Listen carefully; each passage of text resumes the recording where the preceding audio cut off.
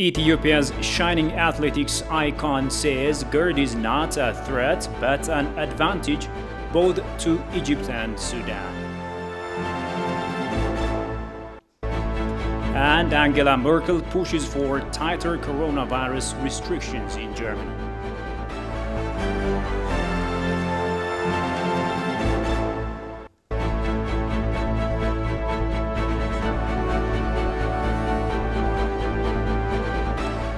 Hello and welcome to Addis News Hour. With the news, I'm Shifarao Lakon. The Tigray interim administration calls upon the domestic and international communities to maximize their efforts in the rehabilitation process. The administration also points out that a number of displaced people has continued to rise as remnants of the TPLF bandit group remain dispersed and inflict wounds on the state in various ways. Habtamu Ashagri presents the story as follows.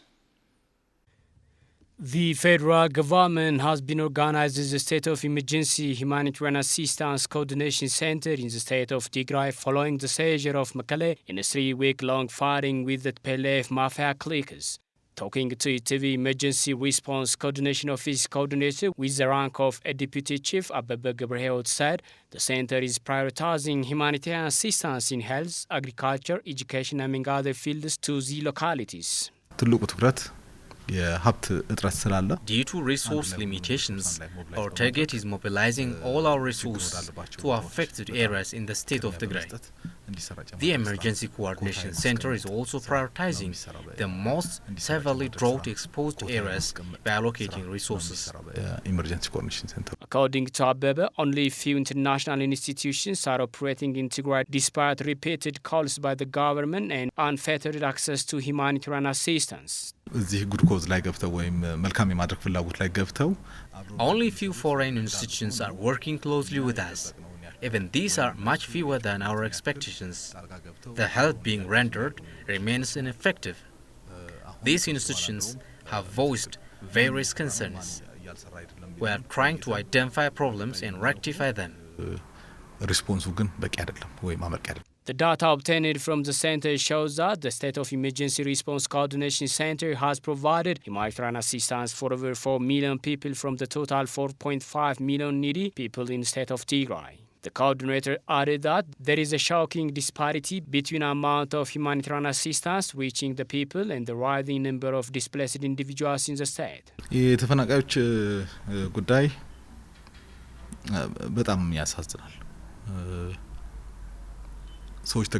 The concern being raised by displaced individuals are heart-wrenching. Individuals are still waiting for assistance without shelter. The problem has now reached an alarming magnitude. Although the problem will be rectified, the TPLF is wreaking havoc and forcing people to leave their homes in search of safety. We will be opening our branch office to provide humanitarian assistance for internally displaced people. Apart from the assistance being rendered by the USAID and the National Disaster Risk Management Commission, the center said the humanitarian effort leaves much more to be desired.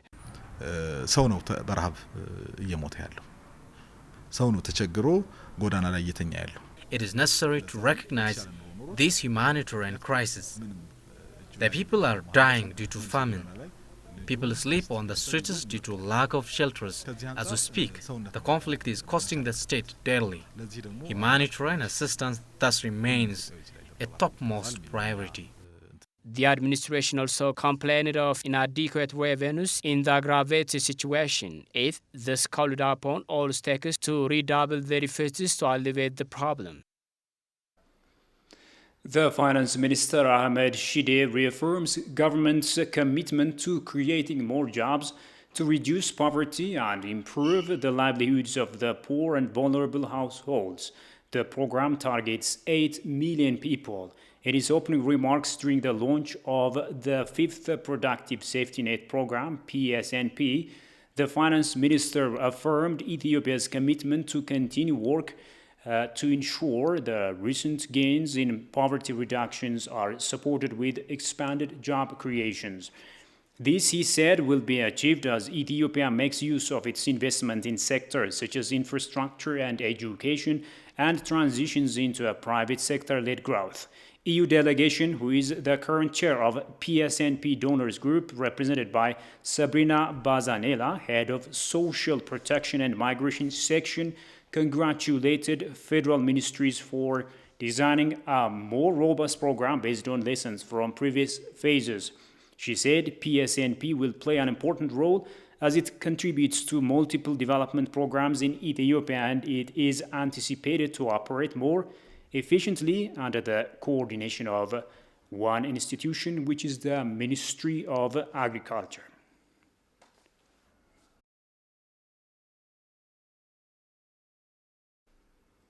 Now, the long-running tripartite talks on the Grand Ethiopian Renaissance Dam is still facing an impasse as Egypt and the Sudan continue to come up with every possible pretext to thwart it.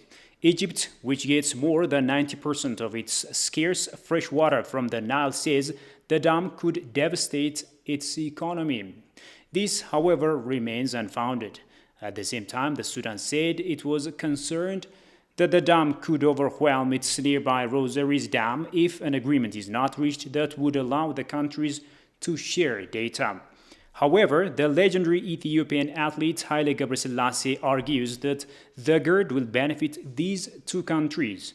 Haile also points out that the dam is not a threat but an advantage both to Sudan and Egypt, adding Ethiopia suffers from chronic electric shortage while Egypt's whole population is enjoying access to electricity. Take a listen. In Ethiopia, 60% of the population, around 66 million of the people, lacks electricity. People of Ethiopia who lives in the countryside, even the people who lives in the city, there is no clean water.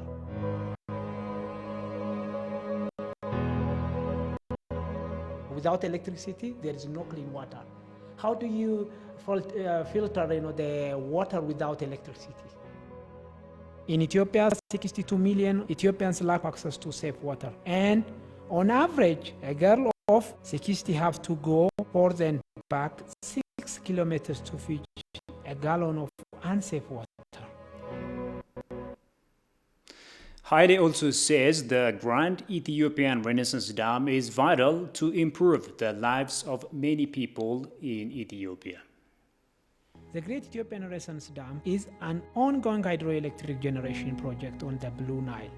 Electricity and education has to go parallelly. Without electricity, I don't know what education is. In Ethiopia, among those who have access to education, many have to sit in open air to attend classes. But the worst comes at twilight. They have to study or do their homework in breathing the dark smokes of homemade gasoline lamp to pick the dirt from their nose and clean their throat every morning. It's a gas and it's too smoky and too hard to read, too hard to do the homework. It's called lamba in Ethiopia. In another story, scholars call upon all actors to actively counter the spread of malicious propaganda regarding Ethiopia's flagship project, that's the Grand Ethiopian Renaissance Dam. This came at a ministers and scholars panel discussion held at Ambo University. Emmanuel Jorge presents the story as follows. As Ethiopia still maintains its long-held stance of equitable water share regarding the Abai water, a panel discussion was held at the Ambo University. Director of the National Council for the Coordination of Public Participation, Aragawi Berhe, told participants that contribution for the $4.6 billion dam have now exceeded 15 billion birr. The director urged Ethiopian scholars to play their role in countering false propaganda being thrown from different directions about the Renaissance Dam. Especially in a third world country like Ethiopia, improving the life of their people should be the prior task of scholars.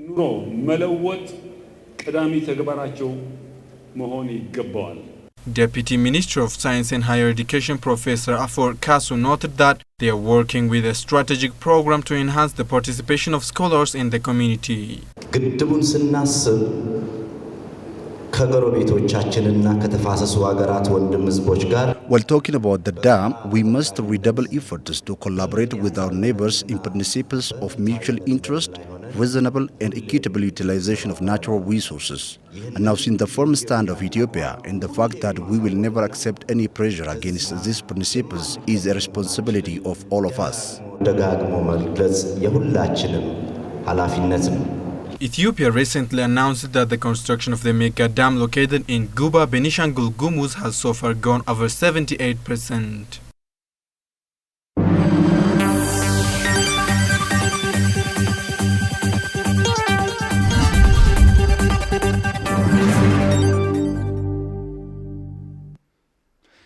Now, the Ministry of Innovation and Technology has announced a plan to digitally showcase 3,000 extraordinary tourism photos with a view to promoting tourist destinations in Ethiopia. The Innovation and Technology and the Culture and Tourism Ministries have signed MOU as part of the move. The photos to be displayed through the devised digital platform are properties owned by the Culture and Tourism Ministry. The new digital platform is also said crucial to help tourism photographers sell their pictures through online mechanism and enable tourists to order photos online at their disposal as well. The Ministry of Innovation and Technology underlines that this e-commerce platform has also an important role to get more foreign currency.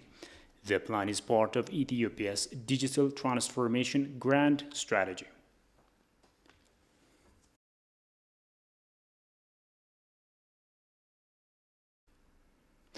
The Ethiopian Artificial Intelligence Center signed a memorandum of understanding with the Ethiopian Broadcasting Corporation aiming to make Amharic, Afan Oromo, Tigrinya, and Somali language available to the international communities. It was disclosed during the signing ceremony that the four languages can be learned in any part of the world thanks to the machine learning technology. The agreement will help the latest and state-owned television broadcaster to solve security-related problems faced by technology. ቴክኖሎጂ ላይ ተከታታይ ስልጠናዎች አሉ በአርቲፊሻል ኢንተለጀንስ በኩል. As far as technology is concerned, we're planning to offer consecutive trainings. These trainings will focus on artificial intelligence and media. Machine learning will help spread these languages widely. The Deputy CEO of the Ethiopian Broadcasting Corporation, Mesfin Daraje, says EBC will carry out various awareness-raising activities about artificial intelligence.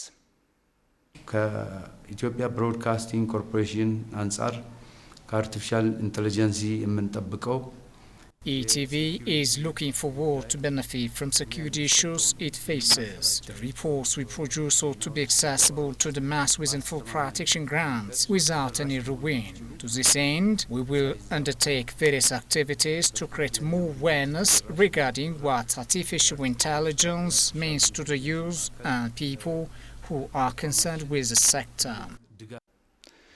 The German Chancellor Angela Merkel says regional leaders need to put an end to the chaos plaguing Germany's fight against the coronavirus. In a virtual summit last week, leaders from both state and federal governments failed to agree on decisive measures. Alula Teklemariam presents the story from DW News.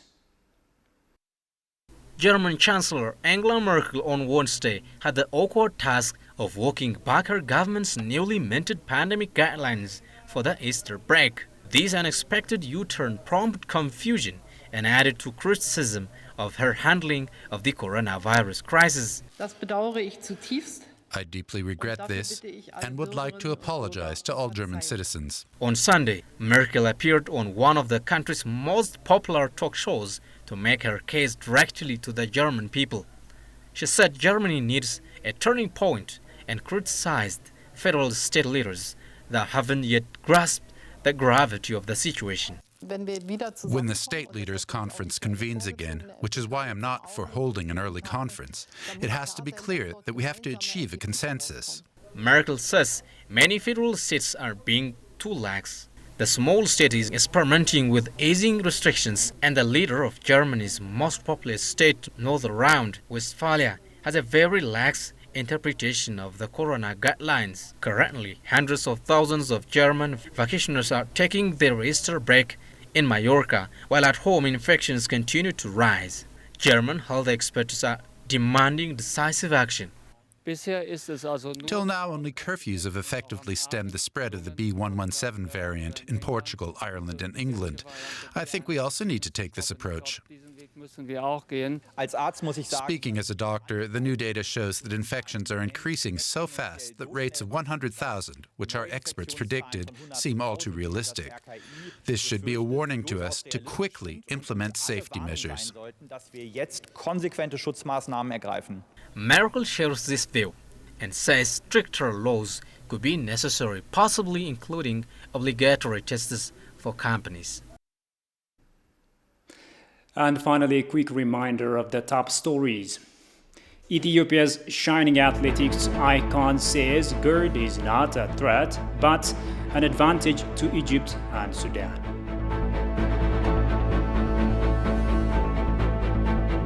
And Angela Merkel pushes for tighter coronavirus restrictions in Germany.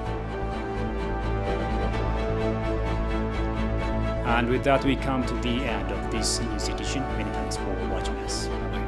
Bye-bye.